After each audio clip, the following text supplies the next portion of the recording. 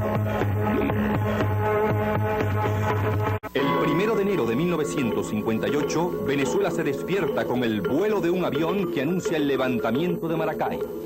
La noche de ese mismo día, Hugo Trejo, al frente de los tanques del cuartel Urdaneta de Caracas, marcha hacia Los Teques en señal de rebeldía. Sin embargo, lo intempestivo del alzamiento al ser descubierto por el gobierno, a aquel enérgico discurso del presidente de la República la noche del 1 de enero y la falta de apoyo de las otras fuerzas a lo largo del país determinan el fracaso inmediato de la insurgencia. Podría pensarse que todo volvería a la calma, pero no fue así. Aquel levantamiento significó el principio del final del régimen.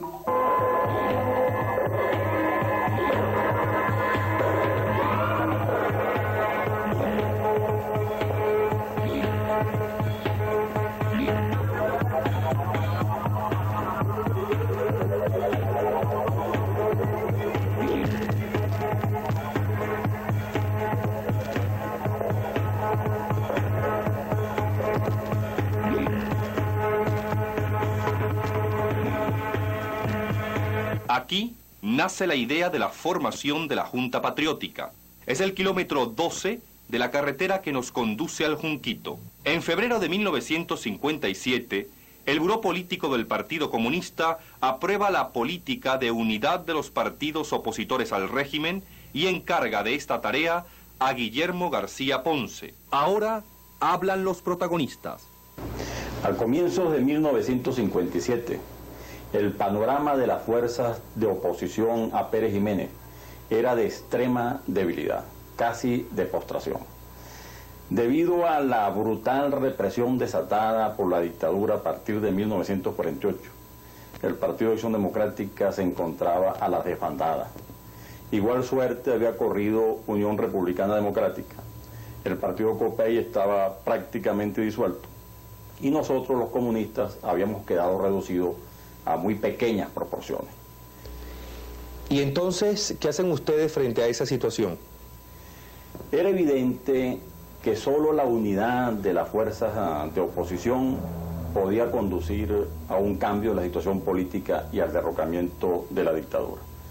Había fracasado el golpismo tradicional, aventurero y sin apoyo del pueblo.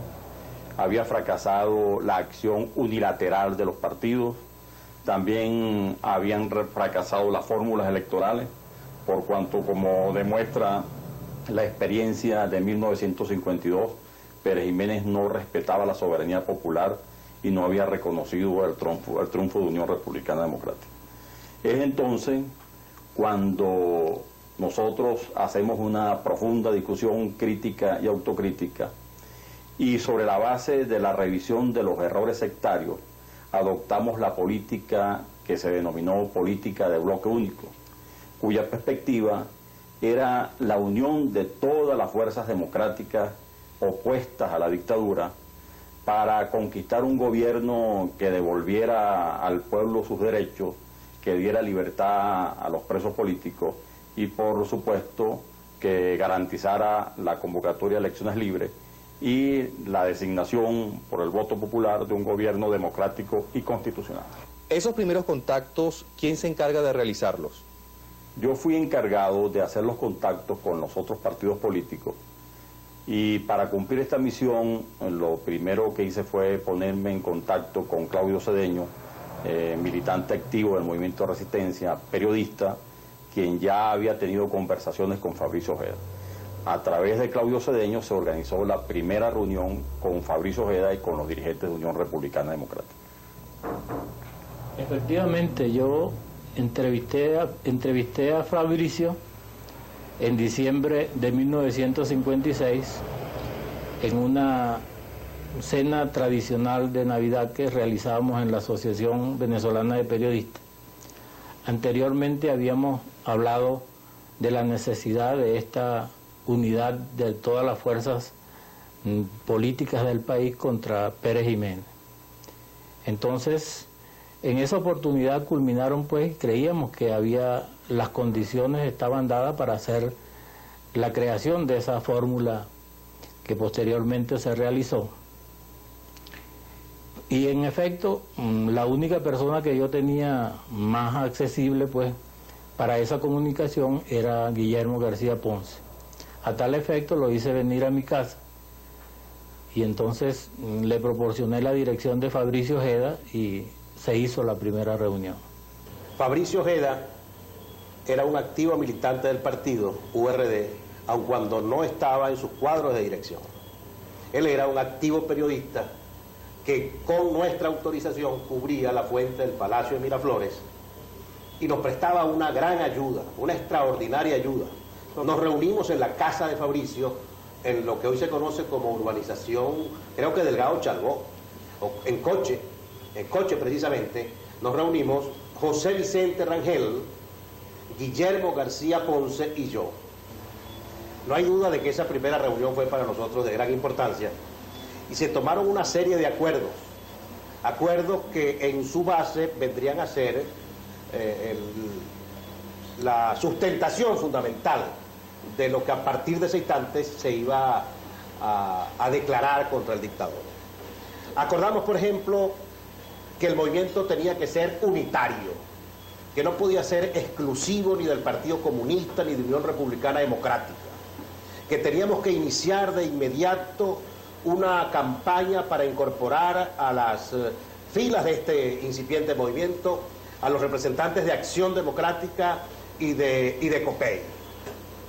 Acordamos también que en ese instante el representante del Partido Comunista sería Guillermo García Ponce y de común acuerdo con José Vicente Rangel, que estaba presente en esa reunión, se acordó que yo sería el representante en ese movimiento de Unión Republicana Democrática y que como suplente tendría a Fabricio Ojeda, quien no solo había prestado su casa, sino que tenía un gran deseo de trabajar en este sentido, y que él me sustituiría en el caso de que me sucediera algo, como en efecto pues me sucedió unos meses después, que me detuvieron, que me pusieron preso y me condujeron a la Seguridad Nacional y posteriormente a la cárcel, a la vieja cárcel del obispo, que incluso había sido desechada por Juan Vicente Gómez en muchas oportunidades.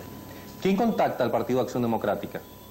Fue por intermedio de Eloy Torres que hicimos el contacto con el Partido Acción Democrática a través del dirigente sindical Américo Chacón. Ciertamente Eloy Torres, dirigente obrero del PCB, hizo los primeros contactos conmigo a objeto de que el Partido de Acción Democrática nombrara su representante en una junta que más tarde se llamaría Junta Patriótica.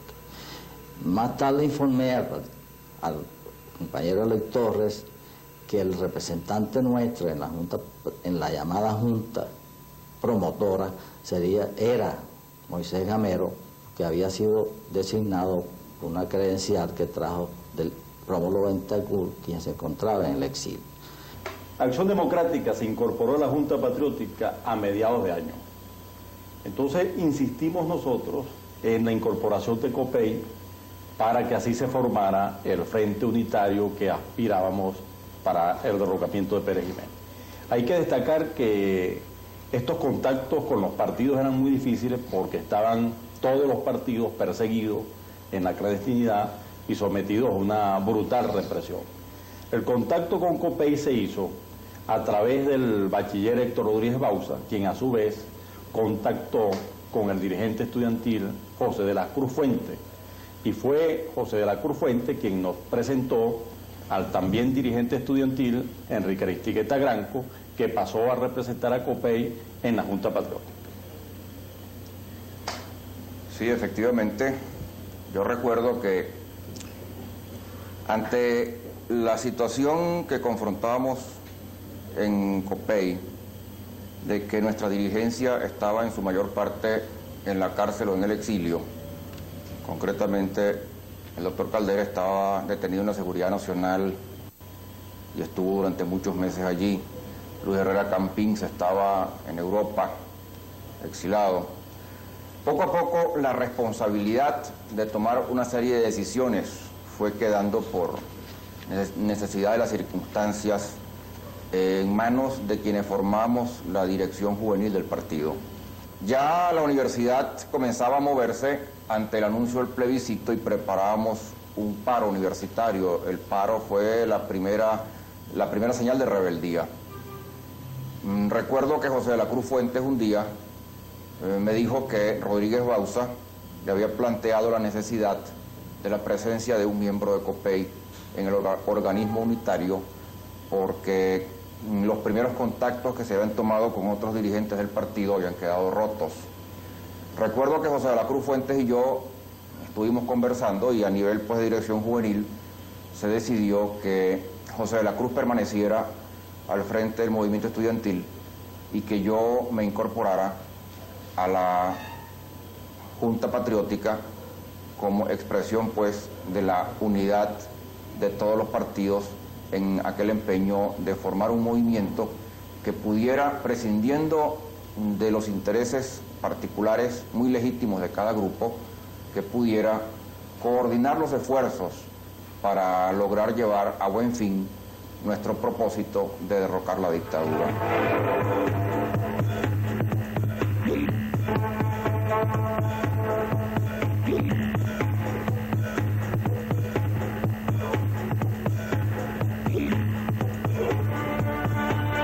Intentando burlar a los cuerpos de seguridad del Estado, la Junta Patriótica se reúne por primera vez con representantes de cada uno de los 4 partidos políticos en la clandestinidad el día 4 de julio de 1957. Ahora hablan los protagonistas. Ellos cuentan nuestra historia. Aquella noche hicimos la primera reunión en el carro de Fabricio Ojeda. Yo recuerdo que Fabricio me pasó a recoger primero a mí por los alrededores de la urbanización de Vista Alegre. Después pasamos a recoger a Moisés Gamero en la placita Washington y finalmente recogimos a Enrique Aristiqueta Granco en el Puente Hierro.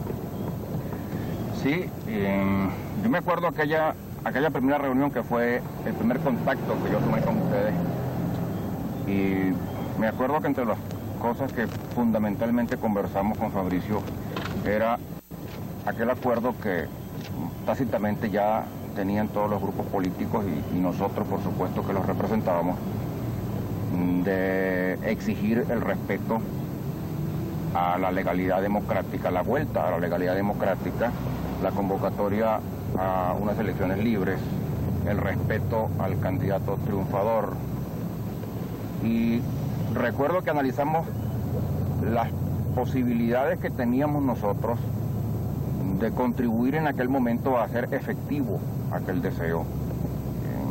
Si mal no recuerdo, creo que también hablamos de la necesidad pues de editar el boletín de la Junta y creo que fue a Fabricio que le encomendamos a él como periodista la redacción de los principales textos que se daban a publicidad. ¿Cuándo circula el primer manifiesto de la Junta Patriótica? Circula aproximadamente unos 15 días después de aquella primera reunión en el vehículo de Fabricio Ojeda. Por cierto que ese primer manifiesto, en la reunión aquella de la que hemos hecho referencia, fue encomendada su elaboración a Fabricio y a mí.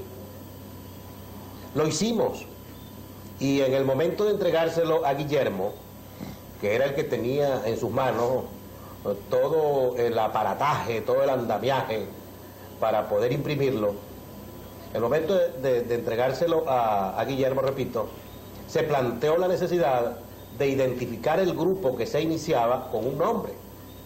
Hasta el momento era simplemente un grupo de personas sin nombre determinado que la identificara pues ante la colectividad que estaba luchando de una u otra forma contra la dictadura de Pérez Jiménez. Cruzando algunas ideas, a mí se me ocurrió algo que probablemente fue el producto de los años que vivía en esa ocasión, un poco ampuloso, un poco romántico, recordando un tanto la época de 1810, cuando se fundó aquí la Sociedad Patriótica, y la actividad y actitud que sostuvo entonces un grupo de venezolanos en esa oportunidad. Y aun cuando las circunstancias eran completamente diferentes, dentro de la cosa romántica que creí vivir o que viví en ese instante, traté de asimilar el momento que nos tocaba iniciar a nosotros con ese primer manifiesto, con la famosa Sociedad Patriótica, pero por un error, en vez de decir vamos a ponerle Sociedad Patriótica, dije vamos a ponerle Junta Patriótica y vamos a firmar este primer manifiesto como el primer manifiesto de la Junta Patriótica. Yo recuerdo que en aquella primera reunión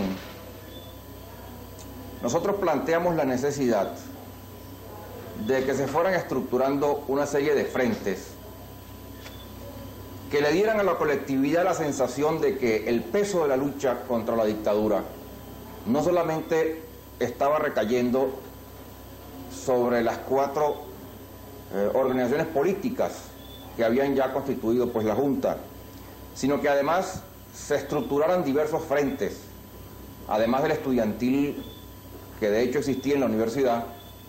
Interesaba pues que saliera a dar el frente también otras agrupaciones cívicas, como por ejemplo el Frente Sindical, que recogiera a todos los obreros de sindicatos afines con cualquiera de las tendencias políticas, el Frente Universitario, que ya existía, el frente que se constituyó a través de todos los colegios profesionales, médicos, abogados, ingenieros, y que salió al frente con manifiestos muy importantes sobre los días del fin de la dictadura. Y sobre todo, era importantísimo el frente militar, el crear un comité cívico-militar que pudiera poner de acuerdo a quienes estábamos llevando adelante la resistencia desde el mundo civil a integrarnos con quienes sabíamos ya que estaban trabajando dentro de las filas de las Fuerzas Armadas con la misma finalidad que nosotros, que era volver a encauzar al país por los senderos de la democracia representativa. El primer frente que formó la Junta Patriótica fue el Frente Estudiantil, con la misión de dirigir las luchas contra la dictadura en la universidad y en los liceos. El organizador de este frente fue Héctor Rodríguez Bauza. Bueno, el Frente Universitario se constituyó a mediados de 1957 e inicialmente estuvo organizado por Américo Martín en representación de Acción Democrática y Germán Lairé por la Juventud Comunista. Ambos cayeron presos y entonces fueron sustituidos por Héctor Pérez Mercano de Acción Democrática y yo de la Juventud Comunista. En verdad, el Frente Universitario no vino a ser sino una continuación de los contactos y de las acciones unitarias que ya habían desde 1952 de todas las organizaciones políticas y de la Juventud de AD y de la Juventud Comunista desde la propia caída del gobierno del presidente Rómulo Gallegos. Se incorporan al Frente Universitario posteriormente Rodríguez Mudarra por Unión Republicana Democrática y José de la Cruz Fuente por la Juventud Revolucionaria Copellana. ¿Cuál sería la jornada más destacada de este Frente Universitario? La jornada más destacada del Frente Estudiantil de los estudiantes fue la manifestación del 21 de noviembre que se realiza dentro del conjunto de acciones planificadas contra el plebiscito, que fue una maniobra de Pérez Jiménez para perpetuarse en el poder. Esta manifestación, pues, repito, fue bastante exitosa, participaron todos los estudiantes universitarios y por eso fue salvajemente reprimida por la dictadura. En esa manifestación jugaron un papel importante Chela Vargas y Núñez Tenorio. Realmente la huelga universitaria fue la primera gran victoria de uno de los frentes de la Junta Patriótica. En esa huelga fueron reprimidos más de 300 estudiantes, algunos heridos. La Seguridad Nacional invadió la universidad y los liceos, lo mismo que la Policía Municipal. Pero indudablemente que esta huelga universitaria significó una gran victoria de la juventud venezolana contra el gobierno dictatorial. ¿En qué consistiría la acción del 21 de noviembre? Bueno, los planes nuestros era fundamentalmente concentrar el grupo de activistas en las facultades, hacer allí mitines relámpagos para llamar al estudiantado, marchar hacia la plaza del rectorado y hacer un gran mitin al rectorado que nos permitiera sacar al estudiantado hacia la calle como protesta contra Pérez Jiménez. A las 5 de la mañana, Enver Cordido y yo nos dirigimos a la tarea de contactar con la gente que estaba encargada de repartir la propaganda. Nos encontramos en la Plaza de las Tres Gracias, habíamos salido en un carro Mercedes, un carro lujoso de su papá para camuflajear un poco la actividad clandestina. Nos encontramos en la Plaza de las Tres Gracias y allí contactamos con cada uno de los representantes de cada grupo que debería repartir la propaganda. De esta manera introdujimos la propaganda en la universidad. La otra tarea que correspondía realizar ahora era entonces precisar los oradores que deberían comenzar la agitación en facultades. Así, por ejemplo, habíamos distribuido los compañeros de una facultad para otra a fin de que no fuesen reconocidos por representantes de la policía en algunas de estas facultades. Después que recorrimos las facultades, nos dirigimos a la plaza que hoy es la Plaza Jorge Rodríguez. Allí nos concentramos con una gran cantidad ya de estudiantes. Continuamos hacia la Plaza Rectorado, se sumaban cada vez más y más estudiantes a la manifestación con una gran combatividad. Y allí se realizaba un congreso de médicos donde nos costó un poco para entrar. Me acuerdo muy bien, tengo la vivencia del sabio Torrealba que salió tratando de abrirnos la puerta ante la insistencia de nosotros de tratar de forzar la puerta para entrar. Y entonces logramos, después de muchos esfuerzos, violentar la puerta definitivamente y penetrar en el recinto donde se realizaba la conferencia de médicos. Allí entonces comenzamos a realizar la agitación, ya el grupo de estudiantes era muy numeroso, el grupo se quedó fuera y comenzamos a dirigirnos al grupo de médicos allí presentes denunciando la situación que estaba viviendo el país y un militante de COPEI, Rambert Tuscate, nos pidió el micrófono para él también tener la oportunidad de dirigirse como representante de esa juventud política al grupo de médicos allí presentes. Tomé la palabra en aquel congreso en el cual estaban médicos cardiólogos de toda América. Y recuerdo que en particular estaba el cardiólogo personal de Eisenhower, que había sido una de las razones, la presencia de él, además de la existencia o la celebración de ese mismo congreso, que nos impulsó a fijar la fecha final de la huelga en esa oportunidad, para poderle decir al mundo lo que estaba ocurriendo en Venezuela.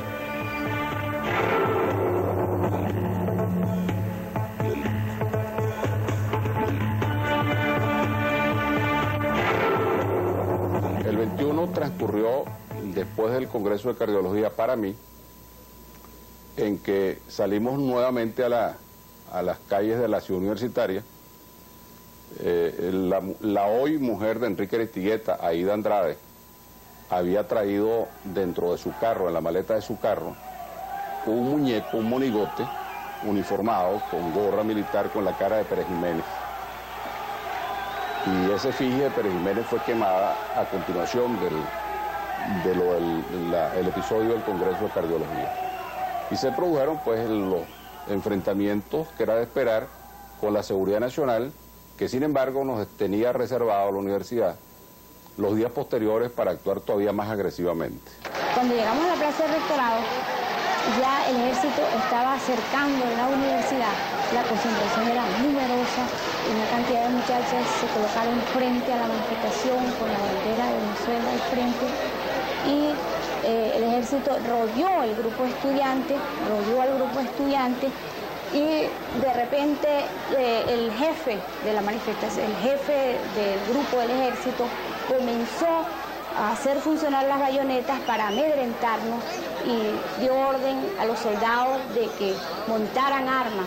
Nosotros, alarmados frente a esa situación, dimos orden a la manifestación, al grupo de estudiantes concentrados allí, que cantaran el himno nacional.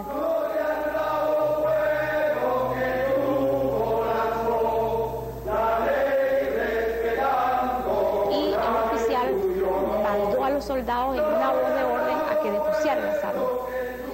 De allí entonces bajamos, continuamos avanzando hacia la calle, ese era nuestro objetivo, teníamos que salir a la calle porque ya el pueblo estaba consciente de que nosotros íbamos a realizar esa jornada y el pueblo estaba estaba consciente también de la posibilidad de apoyar la jornada de esa juventud que se estaba levantando valientemente contra la dictadura, avanzamos hacia la Plaza de las Tres Gracias y en el camino nos encontramos con que había una fila de policías apuntando a la manifestación que no nos dejaban pasar.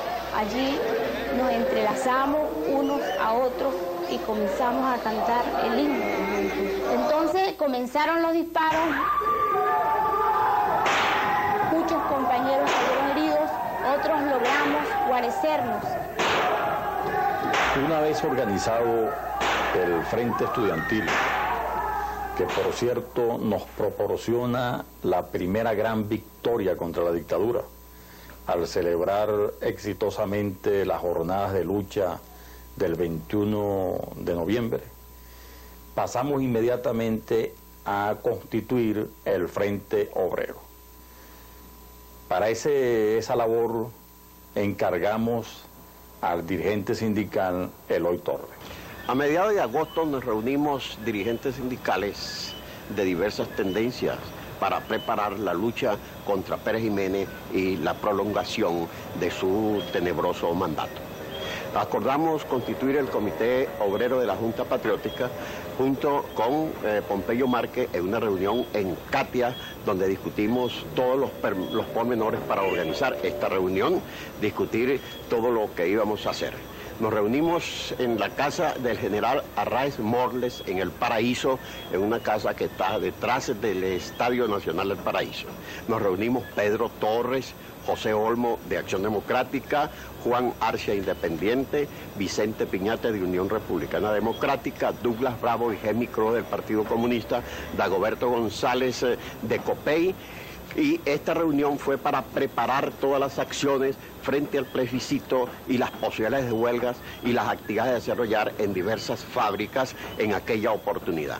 Y ahí se incorpora ya Moisés Camero por Acción Democrática nuevamente, y se incorpora también Gustavo Lares Ruiz, que era presidente del Linotripista. Una vez organizado el Frente Obrero, ¿cuál sería el siguiente frente que organiza la Junta Patriótica? El Frente Femenino. En esta misión jugaron un papel muy importante Rosita Rato Ciarlo y Argelia Laya. Yo pienso que quien mejor podría hablarle de este frente es precisamente Argelia Laya. Pienso que el Frente Femenino se gestó el 8 de marzo de 1952 y posteriormente, cuando tuvimos información en el año 57 de la constitución de la Junta Patriótica, a través de Guillermo García Ponce, que era amigo de la casa y además contacto del partido conmigo, intercambiamos opiniones para declarar la Unión de Mujeres en receso y constituir el Frente Femenino. Con Julieta Saldivia, que era la presidenta de la Unión de Mujeres, y Rosita de Rato Ciarlo, que se podría decir que era el alma de la directiva, decidimos cambiar nuestro funcionamiento, constituir el comité, hacer una lista de mujeres para contactarlas e incorporarlas. Pensamos que una figura muy importante para nosotros iba a ser Irma Felizola de Medina Angarita, porque se trataba de que era la viuda de un presidente de la República y a nadie se le iba a ocurrir pensar que ella estaba conspirando contra el régimen. Acordamos en esto, buscamos contactos para incorporar mujeres de los distintos partidos que estaban en la clandestinidad. Por Acción Democrática se incorporó Isabel Carmona de Serra, URD estaba representada por Rosita de Rato Ciarlo, yo estaba por el PCB y finalmente, ya casi antes de caer Pérez Jiménez, se incorporó Mercedes Pérez Perazo por COPEI. ¿Cuál era la relación entre la Junta Patriótica y el Comité Femenino? Nos informábamos a través de Guillermo García Ponce, él nos informaba acerca de la situación en la Junta Patriótica y nosotros a la vez le transmitíamos los informes de nuestras actividades. Quisiera hablarles ahora del Frente Militar. Una vez que organizamos el Frente Femenino, pasamos a organizar el Frente Militar. Era evidente que para derrocar a la dictadura no bastaba la acción civil. era indispensable la creación de un poder militar con suficiente fuerza para dar el golpe final que derribara a Pérez Jiménez. En este sentido, nuestra primera tarea fue buscar contactos y enlaces con las Fuerzas Armadas. Esto no fue una tarea fácil. Sin embargo, ya en la escuela militar se venía fraguando un movimiento contra la dictadura, organizado por los mayores Moncada Vidal y Arenas Vega. Su movimiento fue sustituido por un nuevo movimiento de los jóvenes oficiales, dirigido por los tenientes José Luis Fernández y Brito Martínez. Ellos encabezarían ese movimiento. Las cabezas visibles de este nuevo movimiento eran el doctor Oscar Centeno Lucinche y el teniente José Luis Fernández. Y nuestro enlace con ellos fue Héctor Rodríguez Bauza. Bien, el contacto con este comité militar surgió casualmente. Del doctor Juan Ortiz, quien trabajaba conmigo en algunas tareas clandestinas, era muy amigo de Centeno Lucinchi, quien le manifestó que estaba funcionando ese comité de militares y que querían contacto, establecer relaciones con la Junta Patriótica. Ortiz me comunica esto a mí y yo se lo informo a Guillermo y al resto pues de la dirección del partido. Guillermo me comunica que sí, que se aprueba que yo vaya a hacer contacto con los militares. ¿Recuerda el día exacto de esa primera reunión entre usted y el Frente Militar? Creo que fue el 2 al 3 de enero, cuando el doctor Juan Ortiz me planteó pues concretar el enlace con el Comité Cívico Militar que venía funcionando. Esa reunión yo asistí, por cierto, con el seudónimo mío, Hugo. Esa reunión la hicimos en la farmacia Gran Avenida, donde estaba en propiedad del doctor Centeno Lucinchi. Yo quiero dejar bien claro, porque muchas cosas se han dicho sobre el 23 de enero en relación a la participación de los partidos políticos. Cuando nosotros buscamos el contacto con Héctor Rodríguez Bauza, lo hacíamos en su condición de líder estudiantil.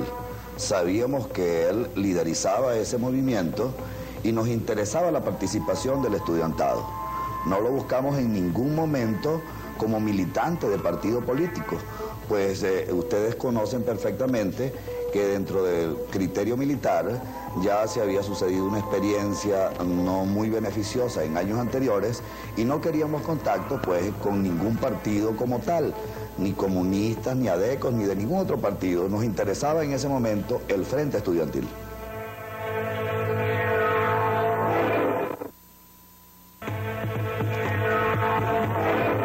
Esta es la historia de la Junta Patriótica, narrada por sus protagonistas. Aquí comienza la historia, en esta casa, en el kilómetro 12 de la carretera El Junquito. La idea nace en el mes de febrero de 1957. En junio, URD es el primero de los partidos opositores al régimen en acoger la idea de la unidad a través de Amílcar Gómez, José Vicente Rangel y Fabricio Ojeda. Luego se incorporará el partido Acción Democrática a través de Américo Chacón, Moisés Gamero y finalmente Silvestre Ortiz Bucarán. El representante de los comunistas será Guillermo García Ponce, creador de la idea. Copey estará representado por Enrique Aristigueta Granco. Ahora hablan los protagonistas, ellos cuentan nuestra historia. En aquel primer manifiesto de la Junta Patriótica, que salió en la segunda mitad del mes de agosto del año 57, la Junta fundamentalmente exhortaba a exigir del gobierno el respeto a la Constitución, que fijaba la necesidad de convocar a elecciones libres para fines de ese año, a fin de que en abril del siguiente pudiera constituirse un nuevo gobierno. Se exigía el respeto a esa Constitución, se exigía además el respeto al resultado electoral, caso de que se convocara a estas elecciones libres, y se hizo un llamado a todo el pueblo de Venezuela, en sus diferentes sectores, a constituir un frente unido que se opusiera al continuismo pretendido por Pérez Jiménez. El Congreso Nacional, ante el imperativo de la Constitución, convoca elecciones. La fecha fijada es el 15 de diciembre de 1957. Aquí tengo en mis manos el manifiesto que hizo circular en esa oportunidad la Junta Patriótica. La Junta Patriótica hace un llamado a todos nuestros compatriotas dentro y fuera del gobierno para actuar conjuntamente, sin odios ni venganzas, por la paz y la prosperidad del país. Ha llegado el momento decisivo para la patria y está en nuestras manos defender el derecho de escoger libremente a nuestros gobernantes y asegurar así la alternabilidad en el poder. En las calles, en las fábricas, oficinas, en el campo, en los planteles educacionales, en los cuarteles, donde quiera debemos combatir por el respeto a nuestros sagrados derechos, por la soberanía y por la libertad. Este fue uno de los documentos que la Junta Patriótica elaboró y publicó al pueblo de Venezuela. No obstante eso, el presidente Pérez Jiménez anunció su candidatura nuevamente en unas elecciones plebiscitarias que no eran sino consultar al pueblo si estaba de acuerdo o no con su gobierno. La fórmula de ese plebiscito sería que los venezolanos mayores, podrían votar los venezolanos mayores de 18 años y los extranjeros con más de 2 años de residencia en el país. También admitía que la tarjeta roja significaba el rechazo a su gobierno, así como la tarjeta azul su aceptación. El 15 de diciembre, el plebiscito se desarrolla sin mayores incidentes. El presidente Marcos Pérez Jiménez es reelegido para el periodo 1958-1963.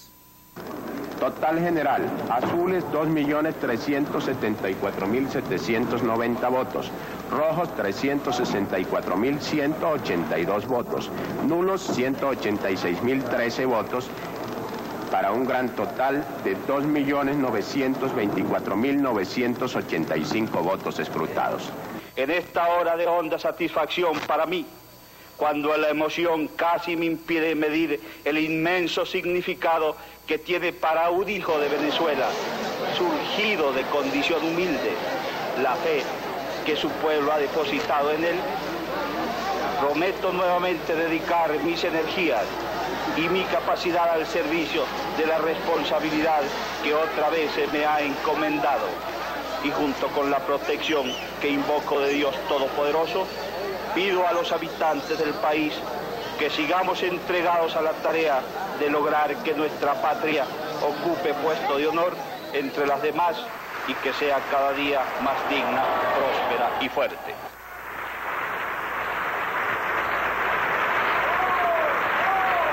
Eso fue una farsa. El pueblo no concurrió a las urnas electorales.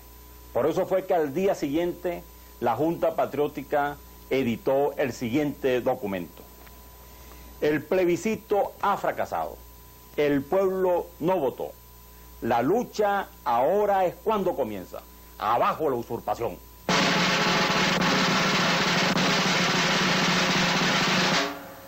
Hasta este momento se han escrito muchas cosas sobre el 23 de enero.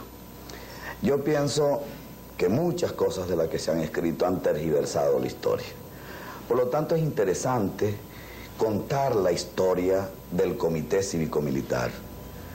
Es la que yo conozco perfectamente y es la que quiero narrarles. No la historia de la Junta Patriótica, porque la Junta Patriótica era una organización que venía funcionando con anterioridad al Comité Cívico-Militar, y que el Comité Cívico-Militar, a mi modo de ver, se constituye el 29 de octubre de 1957, cuando en una tarde, a las 3 de la tarde concretamente, se aproxima José Luis Fernández a mi farmacia Gran Avenida. Había una serie de acontecimientos estudiantiles en la Universidad Central, estaban siendo desalojados estudiantes de ese centro de estudios. José Luis llegó y paró su carro en la farmacia Gran Avenida. La policía atropellaba estudiantes, atropellaba niños, incluso atropellaba ciudadanos que tranquilamente andaban por ese sector. En ese momento conversamos sobre las situaciones del país. Yo había conversado muchas veces con José Luis Fernández, dado los años de amistad que teníamos, pero nunca nos habíamos puesto a conversar ningún tema de tipo político. Sabíamos pues las dificultades de que en ese tema había. José Luis entonces mostró interés a lo que yo le estaba planteando. Le decía que era insoportable el estado de vida que el país tenía. La inseguridad personal era extrema. Los padres no podían tener hijos estudiando en la universidad, ni en liceos, ni en colegios, porque de la noche a la mañana podían esperar que sus hijos llegaran muertos o sencillamente heridos o presos. Es decir, la incertidumbre que teníamos todos los ciudadanos venezolanos estaba tocando a extremos insoportables. José Luis entonces me decía que era posible iniciar un movimiento tendiente a luchar o a colaborar con los otros movimientos que sabíamos que existían, pero que no habíamos podido hacer contacto con ellos. Sabíamos que habían civiles que estaban conspirando contra el régimen de Pérez Jiménez. Sabíamos que habían movimientos militares que también estaban conspirando contra el régimen de Pérez Jiménez. Pero aquella situación de temor en que se encontraban todos los ciudadanos venezolanos con aquella nefasta seguridad nacional no permitía que pudiéramos conocer la existencia de las personas que dirigían esos movimientos. Y nosotros llegamos a la conclusión que podríamos crear nuestro propio movimiento y con los contactos que posteriormente pudiéramos hacer, buscar la unión de esos movimientos que estaban dispersos. Entonces, a mi modo de ver, cuando José Luis queda comprometido de hacer contactos con los militares, ya que él tenía la ventaja de encontrarse en la escuela básica, donde habían oficiales de todas las fuerzas, pienso que allí nace el Comité Cívico-Militar que logró a feliz término culminar con el derrocamiento de la dictadura el 23 de enero de 1958. En este Comité Cívico-Militar se destacan dos hombres, un civil y un militar. El civil, el doctor Oscar Centeno Lucinchi; el militar, el teniente José Luis Fernández. Este Comité Cívico-Militar estará en contacto con la Junta Patriótica a través del bachiller Héctor Rodríguez Bauza, líder estudiantil del momento. Ahora hablan los protagonistas. A raíz de aquella reunión el día 29 de octubre con el doctor Oscar Centeno, ya relatada por él, entro yo en contacto con distintos oficiales en la Escuela Militar y Básica, y específicamente el primer contacto fue con el subteniente Acosta Bello, que era compañero de mi habitación. Después de entrar contacto con oficiales de su fuerza, o sea, la Fuerza Armada de Cooperación, fijamos una reunión el día domingo 10 de noviembre en un sellado frente a Tecnofarmacia, otra farmacia que era del doctor Oscar Centeno Lucinchi. Allí nos reunimos varios oficiales, todos de la Escuela Militar y Básica, entre ellos el capitán Felipe Párraga Núñez, el subteniente Acosta Bello, el capitán Leal Morales, el teniente Brito Martínez, el capitán Rodríguez Corro y el doctor Oscar Centeno. De allí en adelante es que queda realmente constituido este Comité Cívico-Militar, y él hace posible que entremos en contacto con la Junta Patriótica a través de Guillermo García Ponce y Héctor Rodríguez Bauza. El 23 de enero de 1958 se produjo por la conjunción de todos esos ideales, la aspiración popular y el movimiento popular, la aspiración estudiantil, la conducción civil de la Junta Patriótica y la forma en cómo los militares, a través del Comité Cívico-Militar, estuvieron dispuestos a unir ideales con este grupo de hombres y personas.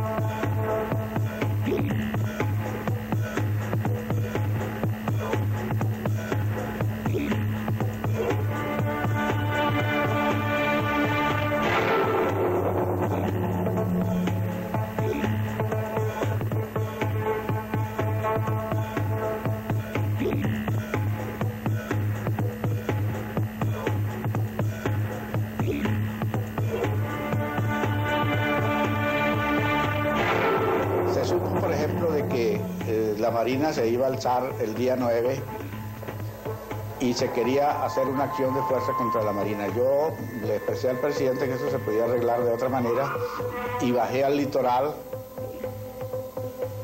conferencié con los marinos y supe que una de las causas que ellos estaban sumamente molestos era porque se sabía de que los detenidos y los oficiales que se detuvieran en el futuro iban a ser entregados al señor Pedro Estrada. Los oficiales de la Escuela Militar y Básica, conjuntamente con los oficiales de la Naval, habíamos decidido hacer preso al general Pérez y su gabinete en la inauguración de la Escuela Básica. Yo me acuerdo que en mi automóvil estábamos la noche que discutíamos los cuatro, ya Silvestre Ortiz Bucarán se había integrado a la Junta en reemplazo de Moisés Gamero en nombre de Acción Democrática.